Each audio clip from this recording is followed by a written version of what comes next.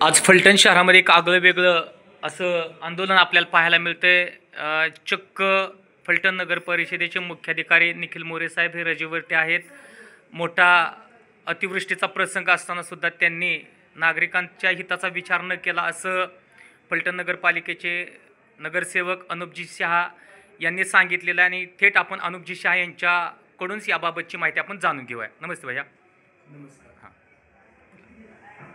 फलटण शहरात काही दिवसापूर्वी नैसर्गिक आपत्तीमुळे अतिवृष्टीमुळे पाण्याचा जो पूर आला, या पुरामध्ये अनेकांचे संसार वाहून गेले। दत्तनगर भाग, मरीमाता मंदिर परिसर, तारेघर परिसर, जाधवघर परिसर, पवारघर परिसर, त्यानंतर शनीनगर ह्या भागाला सर्वाधिक फटका बसला। यानंतर अपेक्षित काय होतं की यांना मदतीचा हात गेला पाहिजे, पण आमदारांना आणि खासदारांना याची जाणीव असल्यामुळे त्यांनी तातडीने दौरा आखला आणि गेले, प्रशासनाला घेऊन गेले। कौतुक करेल तहसीलदार साहेब आणि प्रांत मॅडमचं, त्यांनी खऱ्या अर्थाने काम केलं। आसू भागामध्ये सर्वात मोठा ज्यावेळेस फटका बसला तर सर्वात छान नियोजन तिथं केल्याची माहिती मला उपलब्ध झाली।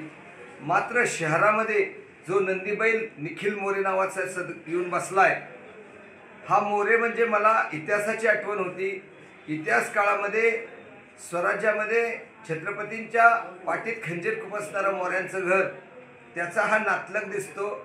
त्या मोऱ्यांनी, जवळच्या मोऱ्यांनी छत्रपतींच्या पाठीत खंजीर खुपसला होता। ह्या निखिल मोरेंनी आमच्या फलटणच्या पाठीत खंजीर खुपसला। हा माझा जाहीर आरोप नाही, माझं त्यांच्यावरचा हा म्हणणंच आहे। आज एवढी मोठी परिस्थिती निर्माण झाल्यानंतर वास्तविक पाहता प्रशासन किती अलर्ट झालं पाहिजे होतं। अतिवृष्टी घडली त्यावेळेस ह्यांनी यंत्रणा उभी केली पाहिजे होती, अशी कुठली यंत्रणा उभी केली नाही। कागदावर मात्र सगळं केले। काल कलेक्टर ह्यांचा बाप येणार म्हटल्यानंतर टिंबटिंबाला पाय लावून पळत होती, दाखवायला आम्ही सगळं केले। आज काय परिस्थिती हे नागरिक सांगतील। काय परिस्थिती, प्यायला पाणी नाही, अजून झोपायला जागा नाही, जेवणाची व्यवस्था नाही। आज सांगतो, आजपासून पुढचे जेवढे दिवस त्यांची व्यवस्था लागणार आहे तेवढ्या दिवसासाठीचं राशनची व्यवस्था आज आम्ही करतोय। पण ह्यांची जबाबदारी आहे का नाही, आम्ही सगळं ह्यांच्यावर टाकत नाही। आमचं म्हणणं जेवण राहू द्या, झोपायची जागा पण राहू द्या, पण साफसफाई तर करून द्या, प्यायला पाणी तर द्या। प्यायला भरायला पाण्याला जर ह्यांच्याकडं वाहून गेलेला संसार असेल तर यंत्रणा असणार कुठनं, साठवण असणार कुठनं। नगरपालिकेचे सिंटेक्स टाक्या पडल्यात, ठेवानं नेऊन तिथं का हळदी कुंकू लावून ठेवायचे तिथं, का अधिकाऱ्याच्या घरी न्यायचे, द्यानं तिथं जनतेला तिथं एक एक टाक्या ठेवायच्या ज्या भागात झालंय। हे काही नियोजन करायला मागत नाहीत, कुणाला विचारत नाही, मेनमानी कारभार करतोय हा। लाज वाटली पाहिजे, चपलीने मारला पाहिजे याला, आणि मारणार वेळ आली तर माझ्यावर गुन्हे दाखल करा। माझी जनता, माझी माणसं जर पाण्यात जाणार असतील आणि मला गप्प बसावं लागत असेल तर मी नामर्दाची औलाद नाही, मी संघर्ष करणार। आमदार साहेबांनी यामध्ये प्रचंड मदत केली, खासदार साहेबांनी प्रचंड मदत केली, राजगटांनी त्यांच्या पद्धतीने प्रचंड मदत जनतेला केलेली आहे। राजकीय आरोप कोणावरच नाही, प्रशासन मात्र नालायक वागते। ह्या नालायकांना चपलीने सांगलं पाहिजे। अन्न खात्यात का गो खात्यात?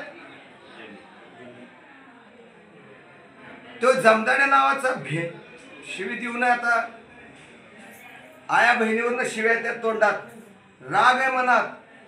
पगार पत्रकावर सह्या नसल्या तरी सह्या तो पगार काढतोय, आणि जनतेचे संसार उजळले तरी लक्ष देणार। तुमचे पगार काढताना सगळे नियम धाब्यावर। वसुली मधला तो एक आहे, काय नाव त्याचं, काळे साहेब, तो वलमन, आणि ह्यो करतो वसुली गोळा, त्याची ऑर्डर बी नाही तिथं। आणि ही काय कामं करतात, एकाचा पंचनामा करतात, दुसऱ्याचा करत नाहीत। त्या शिंपी गल्लीमध्ये 4 भावाची घर पडली, तिघाचा केलं, एकाचा केलंच नाही। का असं वागताय? आम्ही कोण सांगतोय का तुम्हाला? तुम्ही जनतेला सांगा की आम्हाला असं सांगितलंय, रामराजेंनी सांगितलं, रणजितदादांनी सांगितलं, आमदारांनी सांगितलंय, दीपक चव्हाणांनी सांगितलंय, नाव घेऊन सांगा। ह्या प्रकरणात जो राजकारण करत असेल त्याच्या विरोधात पायात जोडाच आहे। मग तो कोण बी असू, माझा नेता असू नाही तर त्यांचा नेता असू, या प्रसंगात कुणाची नाही, आम्ही जनतेच्या बरोबर आहे, आमचा नेताच जनतेबरोबर आहे, तर आम्हाला काय फिकीर करायचं कारण आहे.